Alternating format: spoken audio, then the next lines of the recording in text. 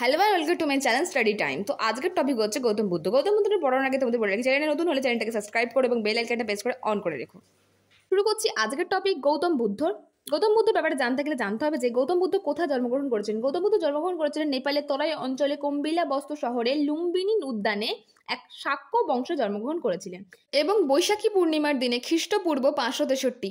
এখানে একটু দ্বিমত রয়েছে যে 563ও বলা যায়, আবার কখনো কখনো 566ও বলা হয়, কারণ সিংহলী মতে গৌতম বুদ্ধ জন্মগ্রহণ করেছিলেন খ্রিস্টপূর্ব 566 এবং মহাপুরী নির্মাণ ঘটে খ্রিস্টপূর্ব 486। তিনি সাক্ষ্যমণি নামেও পরিচিতি লাভ করেন। তার পিতার নাম ছিলেন সুবর্ধন, তিনি কপিলাবস্ত্র প্রশাসক ছিলেন এবং তার মাতা ছিলেন কোলার রাজকন্যা মহামায়া। তিনি তার মাসি প্রজাপতি গৌতমীর কাছে লালিত হয়েছিলেন বলে তার নাম গৌতম হয় এবং বাল্যকালে তার নাম ছিল সিদ্ধার্থ বা তথাগতও ছিল।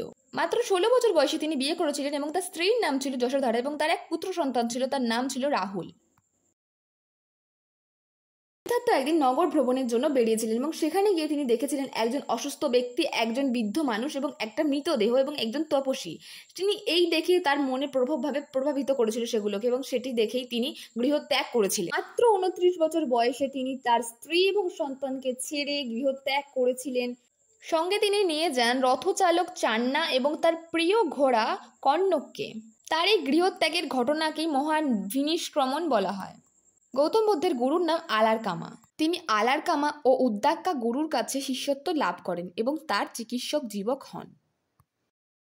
রৈনঞ্জনা নদীতে স্নান করে তার শিষ্যা সুজাতার কাছে পরমানন্দ গ্রহণ করে অশ্বত্থ গাছের তলায় গভীর ধ্যানে মগ্ন হন এবং এই যে স্থানটির নাম ছিল উড়ি বিল্লম। বুদ্ধ গয়াতে তিনি যে অশ্বত্থ গাছের তলায় জ্ঞান লাভ করেছিলেন সেটি বোধিবৃক্ষ নামে পরিচিতি লাভ করে।